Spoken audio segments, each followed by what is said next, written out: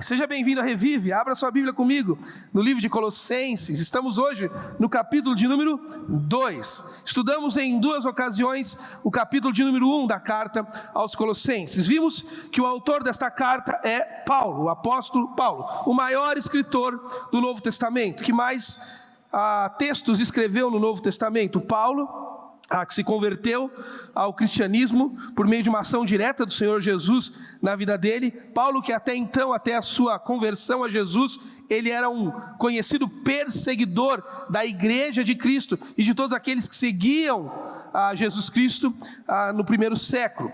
Agora Paulo se converteu e Paulo se torna o maior missionário daquele tempo, no primeiro século da era cristã.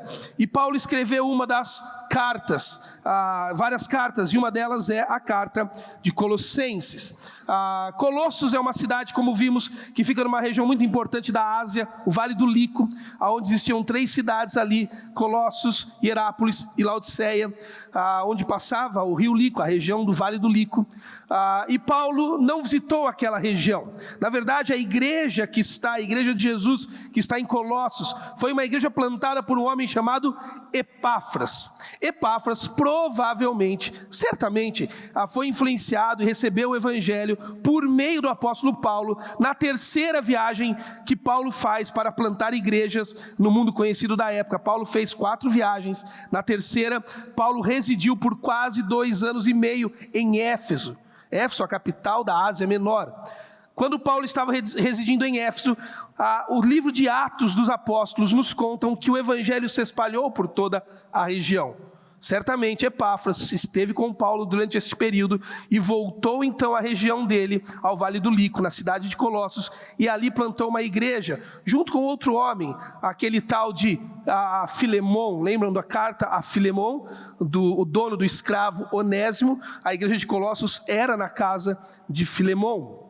Temos essa informação por outros textos do Novo Testamento. Epáfras então recebe o evangelho de Paulo, volta à sua cidade natal, Colossos, e ali começa a pregar o evangelho. Pessoas se convertem e um grupo de pessoas se reúnem e formam a igreja de Jesus naquela cidade. Nesta ocasião, 2 coisas estão acontecendo ao mesmo tempo, distantes. Uma em Roma, outra em Colossos. Em Roma está acontecendo o quê? Paulo está preso em uma prisão domiciliar. O escritor da carta, Paulo, está preso em uma prisão domiciliar. Paulo foi acusado de dissidência. Paulo foi acusado de pregar um tipo de mensagem que vai contra a religião do Império Romano, que era a adoração ao imperador. Paulo estava dizendo que havia um Deus eterno, que mandou o seu Filho Jesus Cristo e que a Ele deveríamos adorar. A Ele cabia toda a adoração, aonde a religião do império dizia que a adoração era ao imperador. Paulo é acusado por isso, Paulo é preso em Roma, Paulo roga o seu direito de ser julgado como cidadão romano, que era também. Paulo tinha dupla nacionalidade, Paulo era gentil e judeu ao mesmo tempo. Então Paulo agora está esperando numa prisão domiciliar pelo julgamento diante do imperador, podendo receber visitas.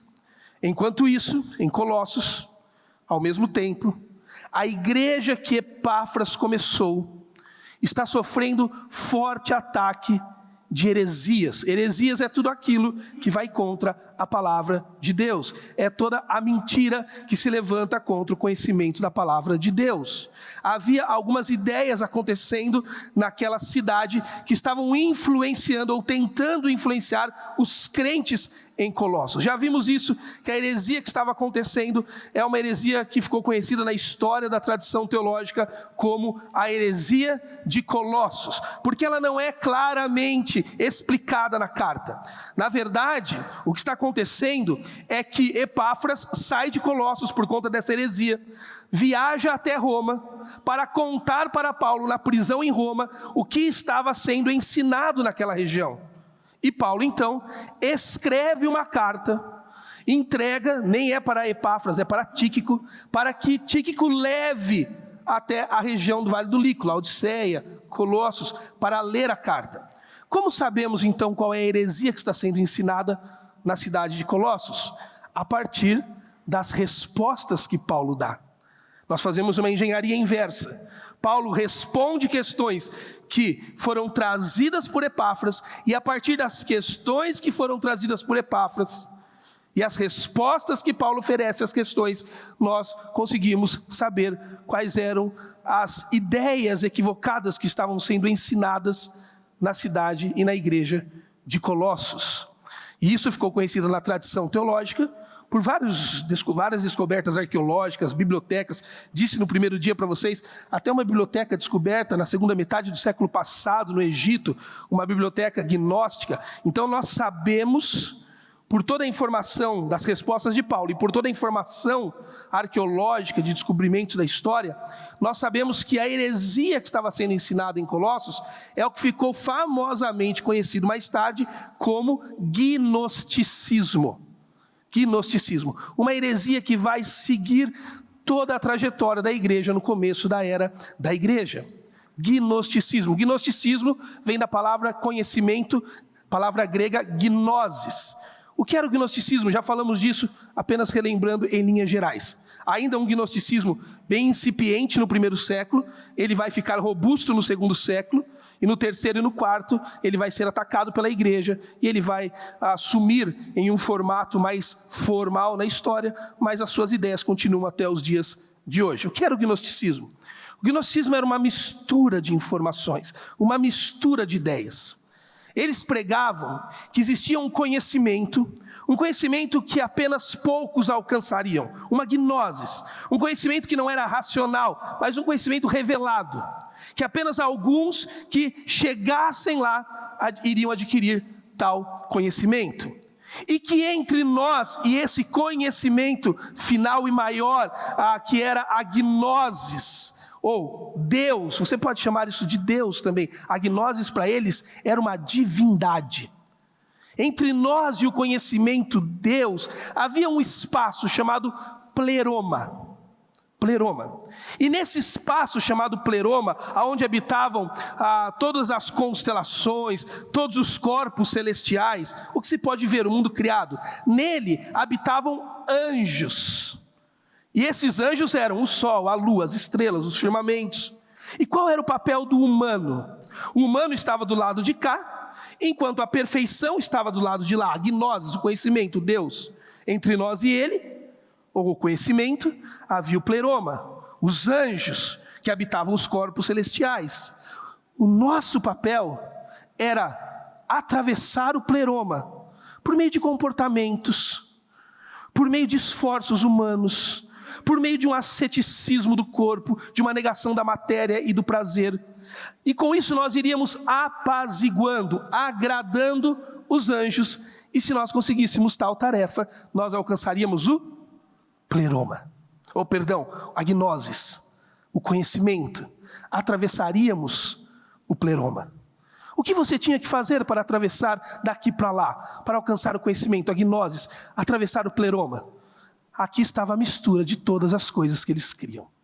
Você tinha que crer no cristianismo.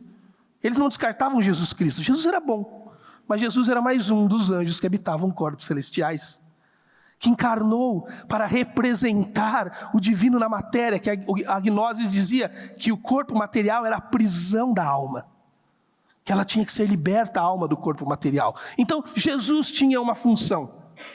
Se cria em Jesus, mas também se cria numa espécie de religião platônica. Platão, aquele filósofo do terceiro século antes de Cristo, que pregou o mundo das ideias, ou o que nós conhecemos hoje como dualismo, que existe a matéria má e o espírito bom. Platão dizia que tudo que nós vemos no mundo das coisas concretas são reflexos imperfeitos de um mundo perfeito.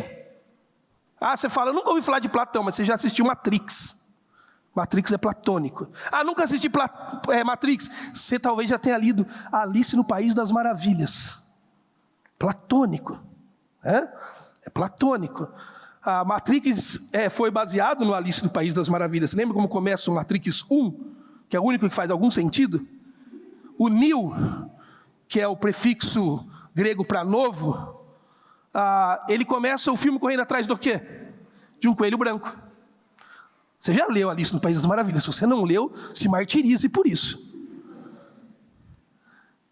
Como começa o livro da Alice? Como que Lewis Carroll começa descrevendo? A menina corre atrás de um coelho branco, que tem um colete, que dentro do colete tem um relógio, ele está sempre atrasado, sabe-se lá para quê. E nem ele sabe. Ele entra num buraco, a Alice vai atrás dele, e a partir dali tudo é Matrix. Essa é a ideia de um dualismo. O mundo das coisas reais, aí você sabe no final, que a Alice, não vou contar não. Spoiler. A ideia de que tudo que está ligado à matéria, ao físico, ao concreto, é desprezível. E tudo que está ligado ao espírito, ao espiritual, é bom. Como chegamos no que é bom? Chegamos por meio do asceticismo. O que é asceticismo? Outra doutrina que estava sendo pregada em Colossos. Abra mão da matéria. Abra mão do prazer. Abra mão das coisas que podem te gerar alguma satisfação. Sofra, se martirize. Você conhece na religião várias propostas disso ao longo da história. Autoflagelos, abstinência. Ou quantas coisas você conhece como celibato. Na verdade, eles tiraram do gnosticismo essas ideias, por exemplo, no mundo medieval da Igreja Católica, para falar sobre a perpétua virgindade de Maria. Maria nunca poderia ter deixado de ser virgem, ou então ela se envolveria com a matéria, e a matéria é má. Para falar sobre o celibato sacerdotal dos sacerdotes, dos freis, porque eles não podem se envolver com a matéria, porque a matéria é má. Isso é uma ideia neoplatônica que começa no gnosticismo que estava sendo ensinado em Colossos. Então basicamente eram essas ideias da heresia. Eu estou aqui, no mundo das coisas pueris, das coisas da matéria. Do outro lado está um conhecimento divino, um Deus, uma gnosis, entre eu e ele. Um espaço concreto chamado pleroma, cheio de corpos celestiais habitados por anjos, seres angelicais, inclusive Jesus. E o que eu faço para atravessar o pleroma e chegar ao conhecimento? Se esforce, cumpra regras, legalismo, faça asceticismo, desconfie da carne, abra mão do prazer, creia no dualismo platônico, que a matéria é má e o espírito é bom. Essa era a heresia que estava sendo. Aí você pergunta, esses caras tinham algum problema, né? Vários. Bom da cabeça eles não eram para pensar em umas coisas dessas. Mas o gnosticismo morreu no quarto século. Como teoria, ele morreu. Mas as teorias gnósticas, elas permeiam, encapam, trazem conteúdo. A grande parte, se não a todas, as visões de espiritualidade que o nosso mundo carrega. Quantos de nós somos crentes em Jesus Cristo, não cremos que estamos do lado de cá, onde a matéria é má, né? Por isso que você cresceu na igreja ouvindo o quê? O mundo e a igreja. Lembra? Que você ouviu? Lembra que eu falei a semana passada que lá na minha igreja, onde eu pastorei por 11 anos, no Vale do Paraíba, chegava a época da festa agropecuária, todos os pais queriam que eu fizesse alguma coisa para os filhos não ir na festa agropecuária, como se eu fosse pai deles, e eu tinha que avisar que eu não era. E aí eles ficavam mal, porque eu não fazia nada, e eles queriam ir lá assistir o Lua Santana. E eu dizia, meu irmão, não há pecado em assistir o Lua Santana, no máximo é mau gosto. No máximo é mau gosto. Mas a ideia religiosa de que do lado de cá tem um mal, uma coisa que está me asseverando, e do lado de lá um Deus bom, e eu tenho que atravessar. Atravessar como? Se eu vier na igreja todo domingo, se eu ler a Bíblia todo dia, se eu orar 3 vezes por dia, se eu fizer tudo que é certinho. É igual eu estava esses dias pregando no evento, aí tinha um negócio de criança, né? Aí estava tendo um teatrinho de Jonas e a Baleia. E os meus filhos estavam lá. Eu tenho filho pequeno ainda. Aí fizeram o teatro do Jonas e a Baleia, engoliu a baleia, aquela coisa toda. A baleia engoliu o Jonas, e aí soltou o Jonas. E no final, quando acabou a peça, até bonitinha, engraçada, o rapaz saltou na frente das crianças e falou assim, tá vendo, crianças? Se você não obedecer papai, a baleia vai te engolir. Meu Deus! De onde saiu esse ser? Isso não é evangelho. Isso é moralismo. Isso é legalismo. Isso é asceticismo da matéria. Isso é gnoses. Está está na gente, pregado nas igrejas. Quantas vezes você não ouviu, se você vai na igreja desde sempre? Você não ouviu na escola dominical que a Esther era uma rainha bela e corajosa? Vamos ser como Esther, meninas. Não, Esther não é o assunto da história. A Esther estava com medo de entrar na presença do rei. E ela orou. E ela disse: Senhor, se o Senhor quiser tirar a minha vida, tire. Mas eu vou entrar. Porque Amã quer mexer no traço da redenção, quer eliminar o povo judeu, e o povo judeu é o povo que ia trazer quem para o mundo? Jesus. Não é Esther o assunto. Quantas vezes você não falou para o seu filho que o Davi era o valente da história, porque ele matou Golias com uma pedra? Mas o Davi chegou no vale e o Golias falou: o quê? Você está maluco? Você vem com pedra, pau, matar um gigante valente, cheio de arma como eu? A única pessoa razoável naquela história, sabe quem era? Golias. Golias era coerente. Como que um moleque desse, com um estilingue, vai matar a mim? Alguém tinha que falar isso para o Davi. Tentaram, ele não ouviu. Mas o Davi olhou para o Golias: ei, eu não vim te matar, Golias, com pedras e estilingues. Eu não vim te matar na minha força, porque eu sei que na minha força eu já teria morrido. Mas eu vim, Golias, em nome do Senhor dos Exércitos. A nossa cultura evangélica é tomada de gnoses. É tomada desse tipo de heresia maldita. De que o homem está de um lado, as igrejas estão tomadas disso nesta manhã. De que o homem está aqui na matéria má e imperfeita, e Deus está numa gnose perfeita. E que há um caminho a ser percorrido por nós, a ser apaziguado por nós, a serem agradados por nós. E nós fazemos isso quando somos legalistas, quando abrimos mão do prazer, porque cremos nesse dualismo maldito. A matéria não é má. Deixa eu te falar uma coisa. Quando Adão e Eva pecaram naquele jardim, o mal de Adão e Eva nasceram neles. O mal que Paulo mais tarde vai dizer no Novo Testamento: o mal que habita em mim. Nada mudou no jardim em volta.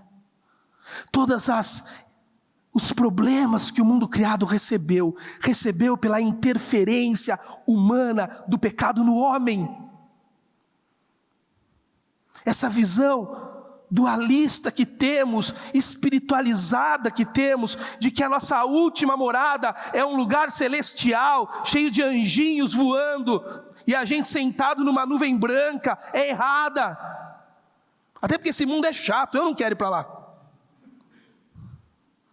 A nossa última morada é aqui. Porque o Senhor Jesus, pelo poder da sua salvação, está restaurando a história e todas as coisas nela. E no futuro, nós iremos como povo dele redimido, sem mais a presença do pecado, reinar neste mundo com ele. A nossa igreja está cheia de gnoses, desse tipo de heresia.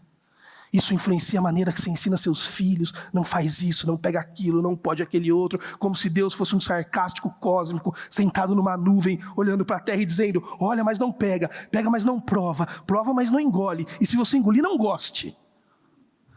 Deus não é assim. Aí Paulo, ouvindo tudo isso, ele vai defender essas questões, continuar defendendo. No capítulo 1, ele começa dizendo, de uma maneira muito simples, sobre a pessoa de Jesus e a obra de Jesus. Porque a resposta para Paulo a todas essas heresias é uma e simples. Qual é a resposta para Paulo? Jesus é tudo em todos. Não é o asceticismo, não é o legalismo, não é o dualismo. Jesus é toda a realidade, Jesus é tudo em todos nós. Vimos na semana passada que ele é a medida da realidade. Ele é o primogênito da criação. que Ele é a mediação, porque por conta do pecado nós perdemos a medida da realidade. Então Ele é a mediação da medida. Ele não só é o primogênito dos mortos, da criação, mas Ele se tornou o primogênito dos mortos. Ele ressuscitou dos mortos, trazendo com Ele uma nova criação, a saber, o corpo de Cristo.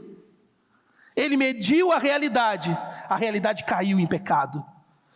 Ele ressuscitou dos mortos para mediar a realidade e colocar a gente na medida dele de novo. E sabe o que Ele faz agora no corpo físico, que é a igreja, onde Ele é o cabeça? Ele nos coloca em movimento. Em movimento para proclamar o mistério que antes esteve oculto e agora foi manifesto entre todos nós, Jesus Cristo de Nazaré. E aí ele chega no capítulo 2, para continuar respondendo essas questões. E ele diz: quero que vocês saibam que estou lutando por vocês, pelos que estão em Laodiceia. Ele está falando de todo o Vale do Lico. E por todos que ainda não me conhecem. Paulo provavelmente não conhece o povo de Colossos. Esforço-me para que eles sejam fortalecidos em seu coração, e estejam unidos em amor e alcancem toda a riqueza do pleno conhecimento, do pleno entendimento, a fim de conhecerem plenamente o mistério de Deus, a saber, Cristo. Paulo utiliza uma figura da Olimpíada, ainda incipiente na Grécia daquele tempo, a figura da luta sem armas. A palavra que Paulo usa para falar que ele está lutando é a palavra agonai, traduzida no nosso português para agonia. E essa palavra dava nome a uma luta que acontecia no Coliseu Romano e que foi adotada nas Olimpíadas, que seria mais ou menos hoje o nosso MMA, que era a luta entre dois homens, luta corporal sem armas, de mão. Eles lutavam, a diferença é que no MMA não pode matar, lá podia. Eles lutavam até a morte, lutavam fisicamente, com as mãos. Paulo utiliza a mesma expressão usada para esse tipo de jogo na Olimpíada, para dizer: eu estou agonizando em dores, eu estou lutando por vocês. Paulo está preso. Falar que Jesus é Senhor e tudo em todos levou Paulo à prisão. Não levaram ele chupar um sorvete, levaram ele à prisão. E ele diz: eu estou aqui em algemas, preso, lutando, agonizando por vocês. Estou lutando. A pergunta que você precisa fazer é: lutando pelo quê? Lutando para que vocês conheçam, e conheçam corretamente. Conheçam o que se pode ser conhecido. A palavra que Paulo usa, a palavra gnoses. Quem estava ensinando a igreja em Colossos? Os gnósticos. Os judeus que haviam se convertido ao cristianismo, mas não queriam abandonar o judaísmo. Então eles pegaram toda essa ideia e criaram o gnosticismo. Paulo está dizendo: eu quero que vocês conheçam, eu quero que vocês alcancem um pleno conhecimento, mas conheçam a coisa certa, conheçam direito. E para vocês conhecerem direito, eu estou aqui agonizando por isso. Estou em algemas, estou em prisão, estou me esforçando para que vocês conheçam. Conheçam o que, Paulo? Vocês conheçam que nele, em Cristo, estão escondidos todos os tesouros da sabedoria e do conhecimento. Paulo continua: eu digo isso para que ninguém os engane com argumentos que só parecem convincentes, os argumentos da heresia gnóstica.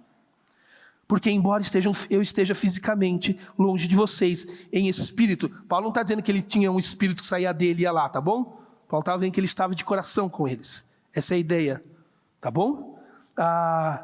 Estou presente e me alegro em ver como vocês estão vivendo em ordem, como está firme a fé que vocês têm em Cristo. Paulo ouviu de Epáfras: Paulo, o povo está resistindo aos ensinos gnósticos. Mas Paulo faz um contraste.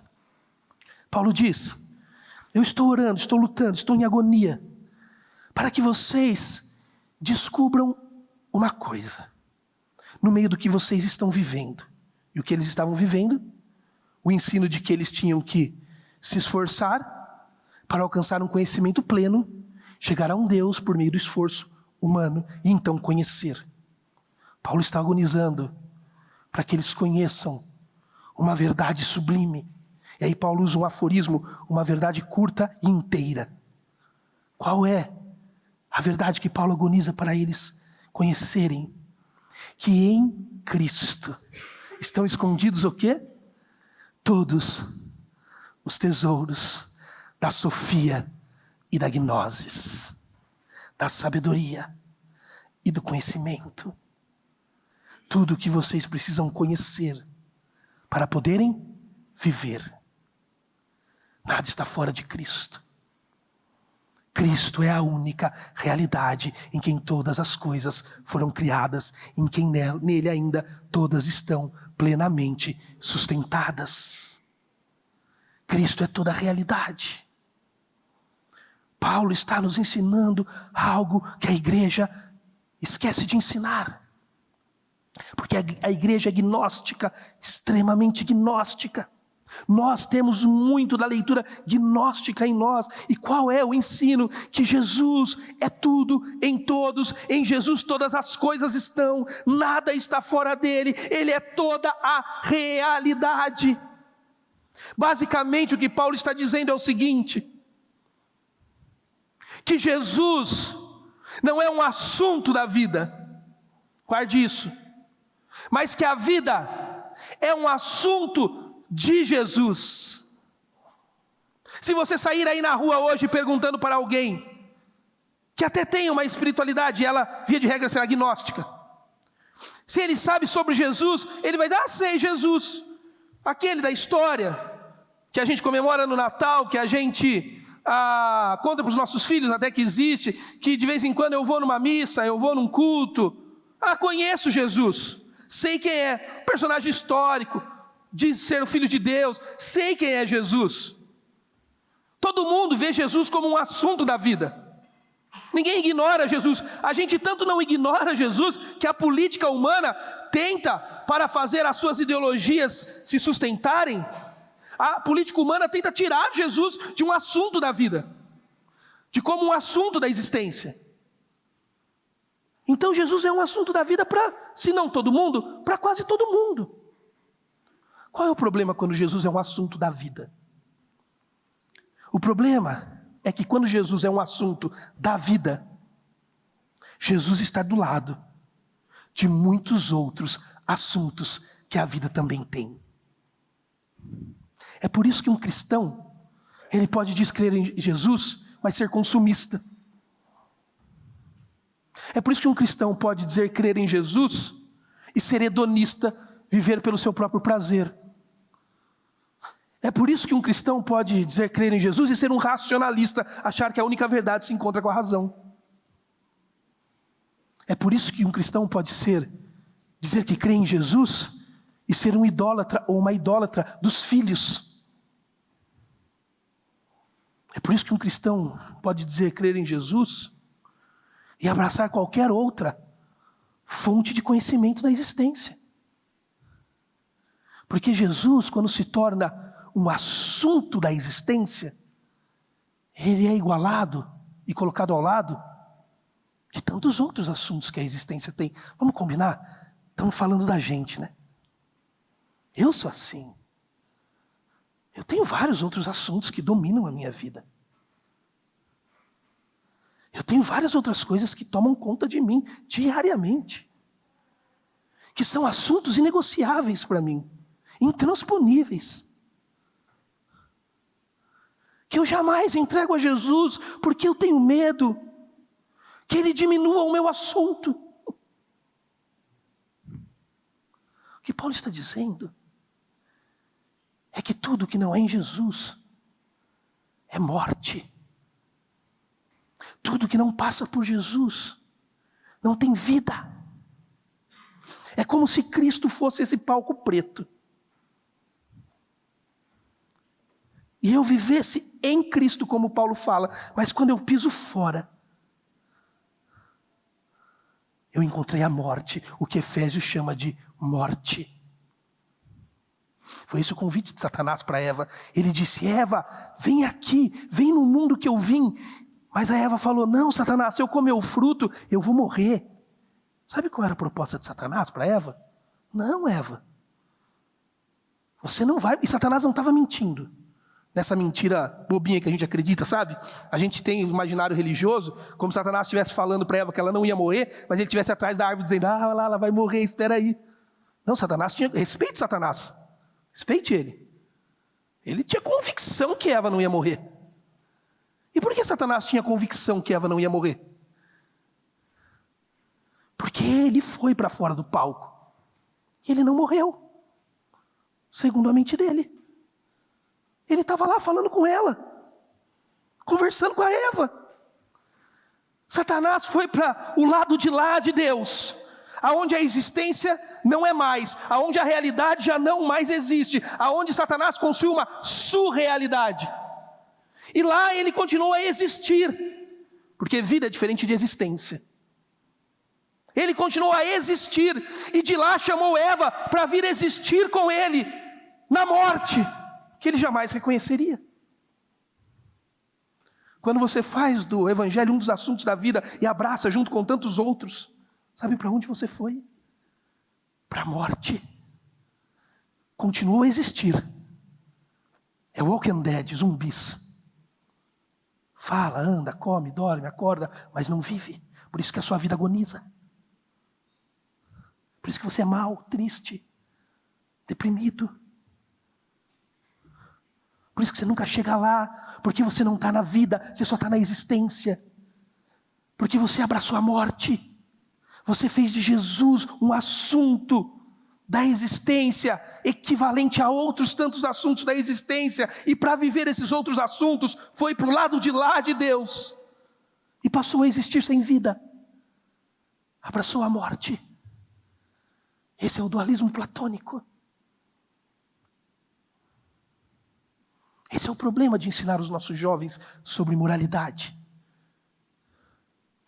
Porque nós sempre dizemos para os nossos jovens que a imoralidade não é boa, porque coloca eles em maus lençóis. Porque eles ficam maus, porque eles erram a moral da igreja. Não. A não moralidade é ruim, porque põe eles na morte. Não é uma questão comportamental, é uma questão existencial. Você existe fora da vida. Estão me entendendo? É só você olhar a palavra. Gente, por exemplo, no Éden. No Éden não existia imoralidade, porque o Éden era perfeito. Deus criou o Éden. No Éden tudo existia na perfeição. Quando Adão e Eva traíram a perfeição, eles foram imorais. Como é a palavra imoral? Ela carrega um prefixo de esvaziamento, correto? É a não moral. Ou a amoralidade, onde a moralidade não está. No Éden não havia imoralidade. No Éden havia o quê? Moral. O que Adão e Eva fizeram a pecar? Eles esvaziaram a moralidade. Eles não criaram uma imoralidade. Eles esvaziaram, eles disseram: Deus, não queremos com você, queremos que seja conosco. Quando você ensina alguém, ou você está lutando contra o seu pecado, não é para fugir da imoralidade, mas é para não perder o mundo onde Deus está. É isso que Paulo quer dizer quando ele diz: em Jesus tudo está. É Ele quem filtra o discurso do seu professor na universidade. É Ele em quem o seu dinheiro tem que ser contado e gastado. É Ele que define as palavras que você usa no seu casamento. É Ele que diz como você deve encaminhar os seus filhos. É Ele que diz para você como você deve reagir ao seu patrão, como você deve lidar com os seus funcionários. É Ele. Tudo está nele, nele estão toda a sabedoria e todo o conhecimento, toda a gnosis, tudo que podemos conhecer está nele, e toda a sofia, toda a maneira de viver na vida está nele. Não há nada fora de Jesus. Tudo que está fora de Jesus faz de Jesus um dos assuntos da vida perigoso. Paulo vai continuar. E agora ele vai simplesmente responder ou demonstrar por que esse aforismo é tão real. Primeiro ele vai falar, não ao dualismo, ele diz: portanto, assim como vocês receberam Cristo Jesus, continuem a viver nele, Perceba, vocês receberam, não veio de vocês, Efésios 2:8, é dom dele, dom de Deus, veio dele, mas agora vocês podem viver nele, enraizados, edificados nele, firmados na fé, como foram ensinados, transbordando de gratidão. Paulo diz que é um binômio, você recebe a Jesus e com ele todo conhecimento e toda sabedoria, toda a realidade vem dele. Agora você pode viver na realidade, você não precisa pisar do lado de lá, você não precisa viver na sua realidade, você pode viver em Jesus. Que benefício. Tenham cuidado, então Paulo diz, verso 8, para que ninguém os escravize a vãs filosofias enganosas, que se fundamentam nas tradições humanas e nos princípios elementares do mundo e não em Cristo. Paulo está combatendo o gnosticismo. Princípios elementares na teologia paulina é como falar de corpos celestiais, desses anjos que habitavam corpos celestiais. Paulo vai falar muito de princípios elementares e rudimentos do mundo. Efésios, ele usa muito rudimentos do mundo. Sempre que Paulo usa rudimentos do mundo, princípios elementares, ele está falando dos corpos celestes. Essas são expressões do gnosticismo, onde habitavam os anjos que precisavam ser apaziguados. Então Paulo está dizendo, não ouçam essas babaquices, em outras palavras. Não creiam nos anjos que habitam corpos celestiais. Sabe por quê? Porque não é real essa forma de ver o mundo, isso é dualístico. Não creiam nas vãs filosofias, mas creiam em Cristo, pois em Cristo, ele de novo vai repetir, habita corporalmente toda a plenitude da divindade. E, por estarem nele, que é o cabeça de todo poder e autoridade, vocês receberam plenitude. Nele também vocês receberam plenitude, até o verso 10. Paulo está dizendo, ele é o cabeça do quê? De todo poder e autoridade. Quando Paulo usa a ideia de poder e autoridade, Paulo está falando de todas as questões angelicais, de todos os seres espirituais. O que o gnosticismo dizia? Que haviam anjos habitando corpos celestes, que você tinha que apaziguar pelo comportamento. Paulo está dizendo, deixa eu te contar como os anjos funcionam. Os anjos são reais, eles existem, são ministradores de Deus para o nosso bem. E sabe quem é tal qual é na igreja o cabeça dos seres angelicais, dos seres espirituais? Jesus Cristo. Toda a autoridade espiritual, toda a plenitude espiritual foi subjugada à autoridade do Filho de Deus, Jesus Cristo, porque Ele a criou. Em outras palavras, Paulo está dizendo, porque vocês continuam adorando anjos, enquanto vocês podem adorar o Criador deles. Porque vocês continuam vivendo a surrealidade da vida, quando vocês podem adorar ao dono da realidade. Porque vocês vivem lutando contra a imoralidade, quando vocês podem habitar na moralidade. Porque vocês vivem atrás do que vocês acham que falta, quando vocês podem estar naquele que é a plenitude de todas as coisas. Toda vez que você faz Jesus um dos assuntos da existência do lado de tantos outros, sabe o que você fez?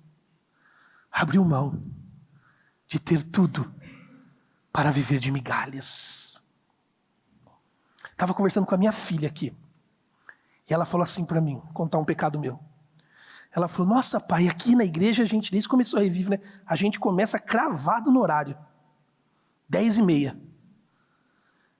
E a mamãe falou para mim que lá na outra comunidade, que ela não lembra, né, antes de eu vir trabalhar como professor da Palavra da Vida, que você plantou, o culto começava às 7h, nunca começava antes das 7h25.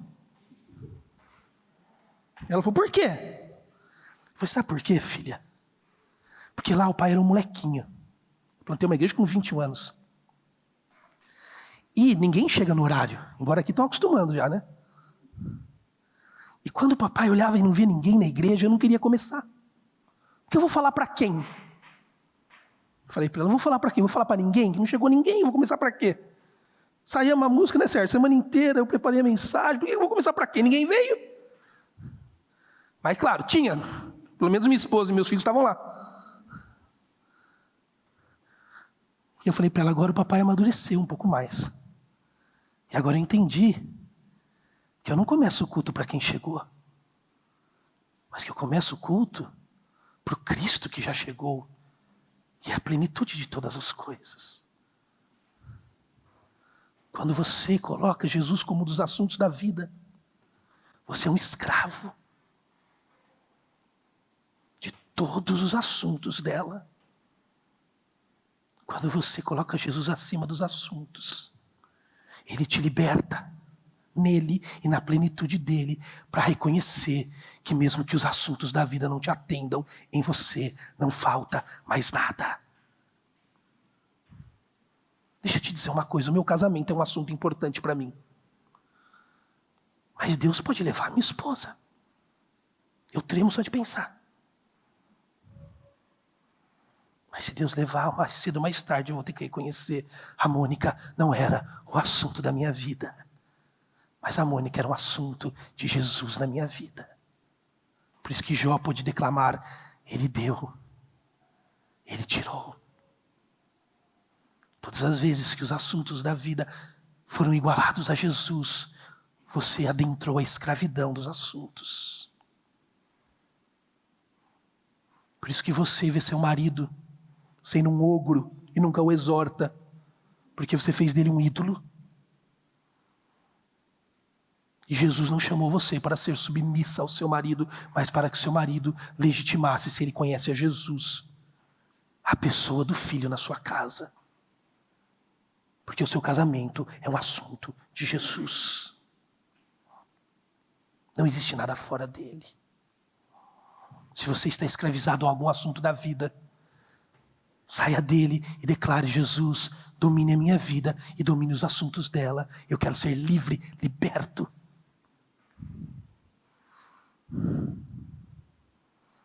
Paulo está destruindo todo esse maldito dualismo que temos, de que nós podemos viver Jesus e viver todas as outras coisas, como se nelas nada tivesse a ver com Cristo.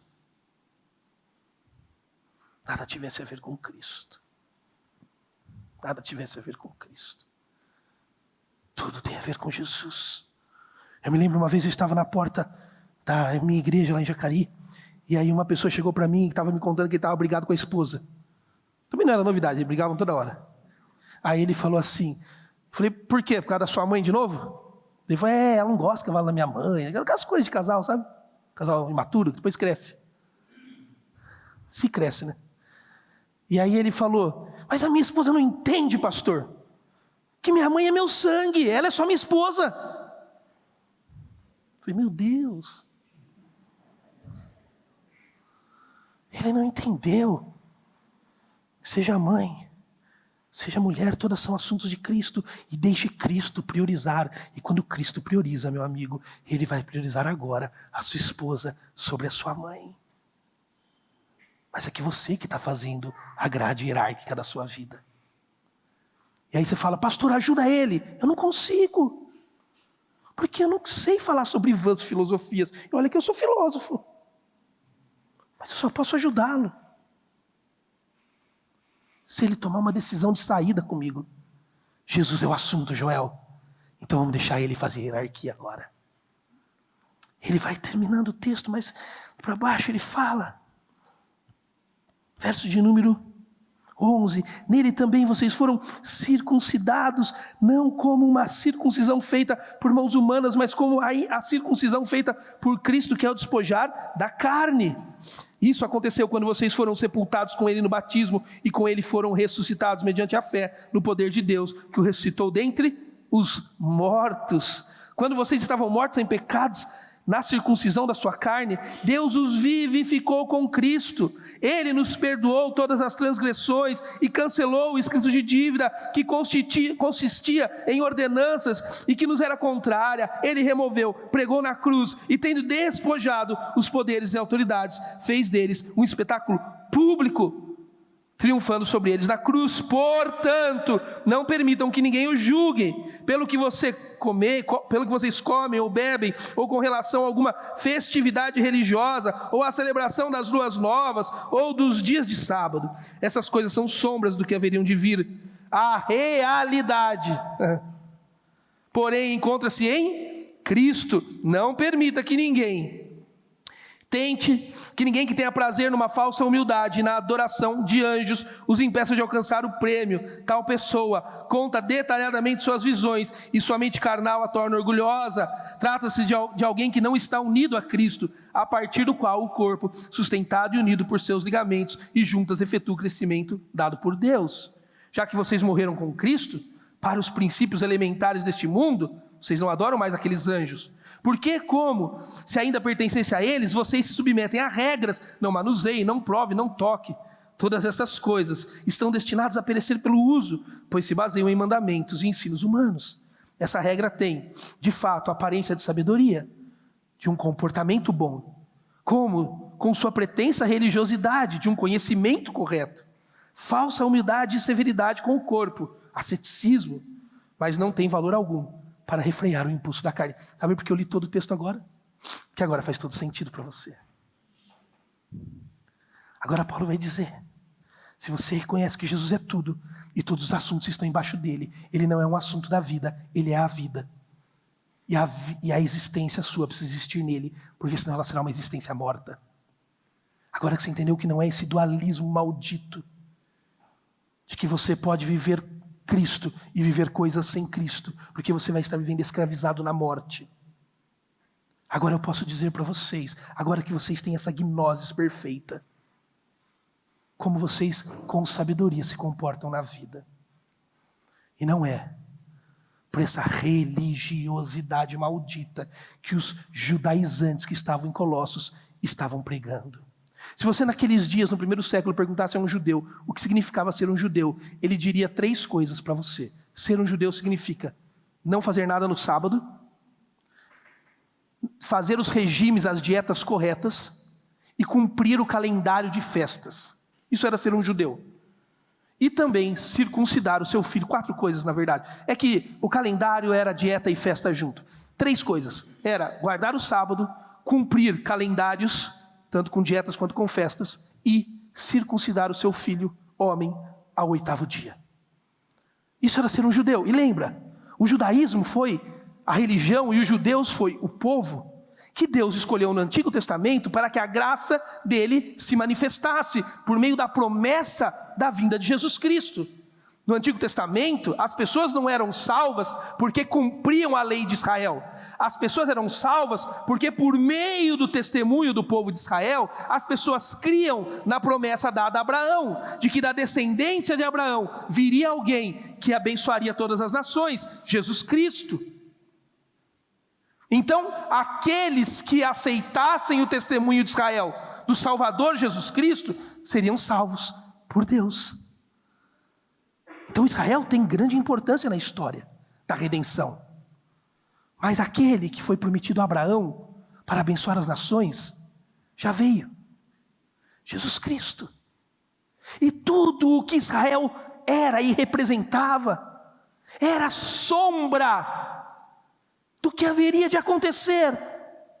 Toda a religião judaica e a manifestação judia no mundo antigo era um apontamento, era uma manifestação apontada em Abraão, apontada na raiz de Davi, do que viria e veio Jesus no Calvário, morto por nós, ressurreto ao 3º dia. Não há mais judaísmo, não há mais uma religião que aponte a plenitude, porque a plenitude já morou em nós, é perfeita. E perfeitamente em nós está. Então Paulo vai dizer agora, não deixe que ninguém te escravize de novo por isso. Não deixe que ninguém diga para você que você precisa ter uma marca na carne, a circuncisão. Ele começa falando da circuncisão. Porque Deus em Cristo Jesus no Calvário fez uma marca, uma circuncisão no seu coração.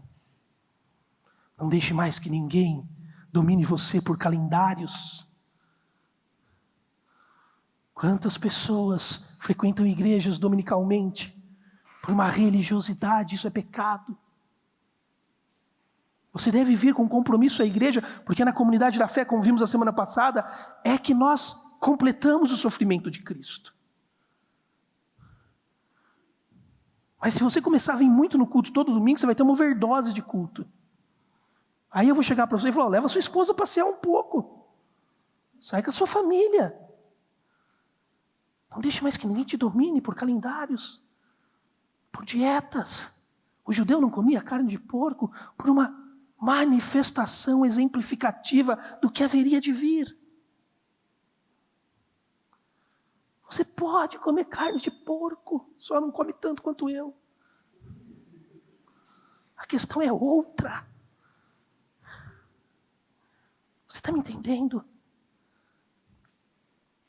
Eu não tenho direito, como seu pastor Guilherme não tem, de dominar a sua vida por nada nesta igreja.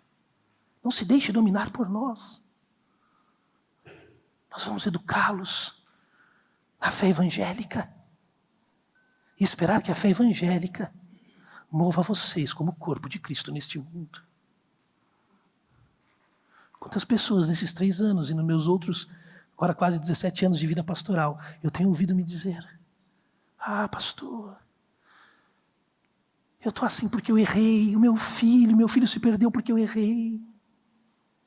Sabe o que eu digo para essas pessoas? Você acha que você errou, minha irmã? Você acha que você errou, meu irmão? Acho. Então vai lá e peça perdão para ele. E quite essa dívida. Isso acabou. Eu erro com meus filhos. Eu adoraria que tivesse sido melhor, mas não foi. Pastor, o meu casamento, há 3 anos atrás, ele acabou, pastor. A minha vida acabou. Ei, minha irmã, não deixe que te dominem por isso, ei, meu irmão. Há um novo de Deus para você.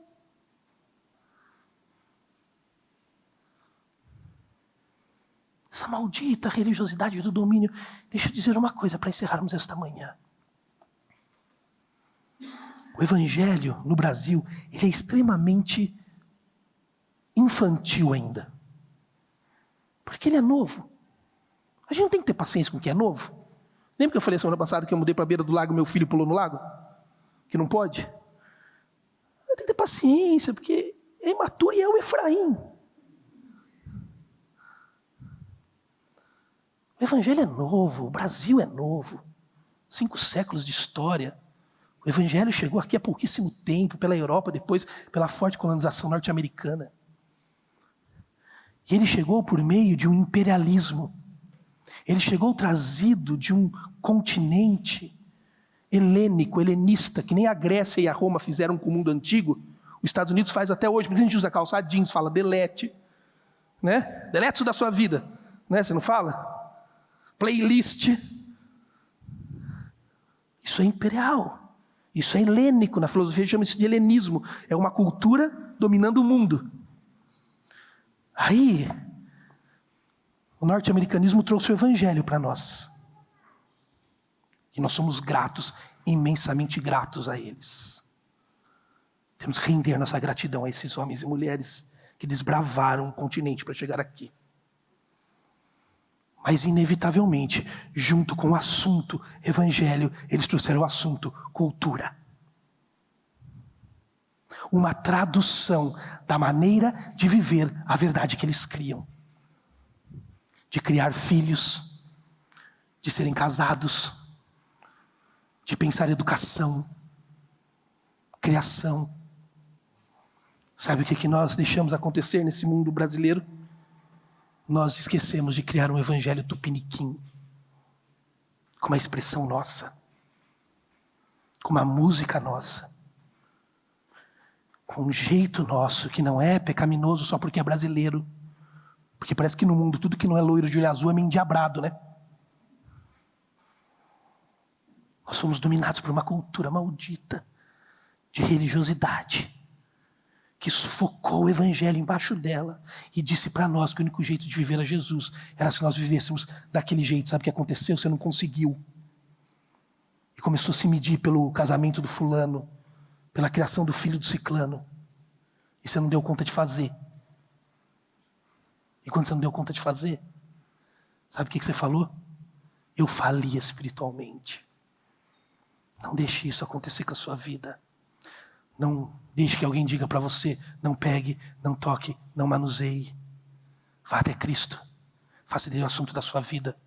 Declare, no Senhor tudo está escondido, toda a riqueza está guardada. E se eu vier de lá, da habitação de Cristo em mim, da perfeita habitação, tudo fará sentido ou não de acordo com Ele. Senhor Jesus, eu louvo o Senhor por esta manhã. Eu sei que é muita coisa, muito material. E o Senhor sabe quanta coisa a gente quer conversar aqui na Revive ao longo desse semestre. Quantos diálogos temos para fazer esse semestre. Uma igreja ainda nova, criando um diálogo de espiritualidade no Senhor. Então, meu pedido esta manhã é que o Senhor nos leve, não mudados pelo que o Joel falou, porque sou só eu falando. Eu não consigo sempre fugir da cultura como eu me expresso. Eu não consigo sempre fugir da maneira, até mesmo de desejar dominar as pessoas pelo meu conhecimento. O Senhor sabe das minhas fraquezas, o Senhor sabe das minhas arrogâncias. O Senhor conhece o meu desejo de domínio. Então eu clamo ao Senhor, que o Senhor os libertem, todos que estão aqui essa manhã, de qualquer domínio que eu possa ter levado cada um deles em constrangimento. E que o Senhor os descanse na sua plenitude para considerar tudo que ouviram. Eu nem vou dizer se há, eu sei que há muito de espiritualidade gnóstica em todos nós, a começar por mim. O Senhor sabe o quanto eu sou dualista com a minha vida, Jesus. O Senhor sabe o quanto eu me comporto para tentar chegar lá. O Senhor sabe o tanto que eu fujo da matéria, achando que eu vou ganhar algum favor do Senhor. E no final eu caio. Até o dia que eu vou até o Senhor e digo: no Senhor tudo está escondido. Amém. Eu pensei em terminar assim, por isso que eu orei antes. Lembra que no texto tem uma parte que ele fala assim, que Jesus pegou Satanás e colocou ele exposto, envergonhado. Está lá no texto, a gente leu.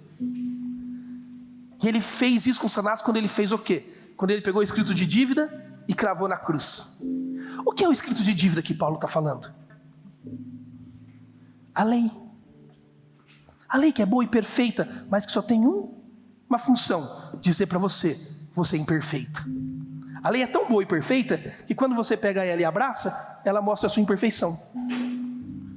E aí você nunca vai ser salvo pelo comportamento, pelo legalismo e pelo asceticismo, porque a lei só está aqui para te condenar.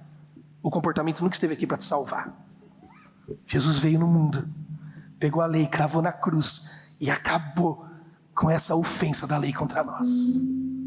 Porque ele jogou tudo nele. E aí ele expôs Satanás publicamente à vergonha.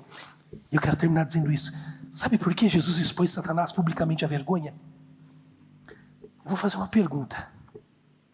O que Satanás mais usa para acusar a sua vida? Todos os dias, o que Satanás mais usa para acusar a sua vida? O que é? A lei. A lei. Satanás não fala para você: olha, que legal, o Jetro vai na igreja todo domingo. É a lei. Lembra que ele falou para Deus quanto a Jó? Tira tudo, quero ver se ele faz. Satanás fala todo dia pro Diego: Diego, você tá mal, hein, cara, você devia fazer e não faz. Fala todo dia pro Bruno, pra Caia: aí, vocês dois, tudo errado. Fábio, Adelaide, se liga, Fábio. Parece que ele quer ajudar a gente, né? Todo dia ele está lá com o pastor Guilherme. Ô, pastor Guilherme, você é pastor, hein? Se liga aí na lei. Satanás, ele usa a lei contra nós. E a lei tem poder contra nós de nos denunciar mesmo. E de nos matar, de nos condenar. Por isso que Jesus pegou a lei. E quando estendeu o braço, cravou ela na lei. E olhou bem na face do inimigo e disse: Joel, nunca mais ele vai te denunciar. Ei, Satanás, está olhando o Renan? Chega. Porque o Renan vai cair, o Renan vai errar. Mas o escrito de dívida que era contra ele foi cancelado. E aí eu me lembro que eu li com as minhas filhas a vida inteira, com meu filho, C.S. Lewis. E para mim essa é a figura daquele personagem incrível do C.S. Lewis, o Eustáquio. O Eustáquio é o terrível da história. E o Eustáquio, ele vira um dragão na história. Lembra no Peregrino da Alvorada? Porque ele é um arrogante, um vaidoso. Mas o Eustáquio, em uma certa altura, ele fala assim, no Peregrino, ele fala: eu não vou te contar como eu me tornei dragão, mas eu vou me contar como eu deixei de ser um. Leia lá no Peregrino. E o Eustáquio, aquela figura linda, quando eles estão no paredão que leva ao país perfeito, e Aslan vai colocar o ratinho no país perfeito. O Eustáquio quer sentir a água e aquela escama não deixa, e ele arranca com a unha, e quando ele vai deitar a escama volta. Ele arranca de novo a escama, e ele quer sentir o frescor da água, e a escama de dragão volta. É nessa hora que aparece quem? Aslan. E aí Eustáquio começa a contar como ele deixou de ser um dragão. Ele diz, Aslan diz: ei, eu posso tirar para você. C.S. Lewis, de maneira genial, ele raspa a areia da praia para mostrar as garras do leão. Só que como que o C.S. Lewis vai tirar? Com a garra de Aslan. E você gostaria de tirar sua pele com a garra de um leão? Então vai acontecer o que com o Eustáquio? Vai doer. Viver a plenitude de Cristo significa dizer para Jesus essa manhã: ei, Jesus, tira de mim essas malditas acusações que Satanás me faz. Vem com as suas garras de poder e arrancar minha escama, Jesus. Até que eu me deite na relva, até que eu me deite na beira da água, com todas as minhas crises e erros, e sinta o frescor da tua presença em mim, que não me acusa mais, mas me liberta. Você quer isso? Nós vamos terminar essa manhã cantando, só mais uma vez, e depois eu vou orar e vamos nos despedir. Se você quer, levanta onde você está, se você quiser fazer essa oração esta manhã e dizer: ei, Aslan, ei, Deus eterno, estou pronto, pode afiar as garras e tirar essas malditas acusações. E olhe para Satanás essa manhã, se é na criação dos seus filhos, se é no seu casamento que está com problema, se é nas suas emoções que estão bagunçadas, diga: Satanás, você não me acusa mais. E se você não tem esse poder para dizer esta manhã, hoje, isso, renda-se ao Senhor Jesus, e Ele vem em seu favor. Se você quer, vai ficando em pé e vai cantando conosco.